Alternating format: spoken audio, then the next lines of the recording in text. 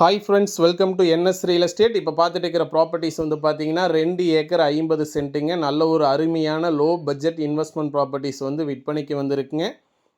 இது exact location எங்கே அமைஞ்சிருக்குன்னு கேட்டிங்கன்னா, நம்பியூருக்கு அருகாமையில் இந்த ப்ராப்பர்ட்டிஸ் அமைஞ்சிருக்குங்க. பாருங்கள், மொத்த பரப்பளவு வந்து பார்த்தீங்கன்னா 2 ஏக்கர் 50 சென்ட் பூமிங்க. ஒரு ஏக்கரின் விலை வந்து பார்த்தீங்கன்னா 50 லட்ச ரூபா ஃபைனலாக செல்லர் ஆஃபர் பண்ணுறாங்க.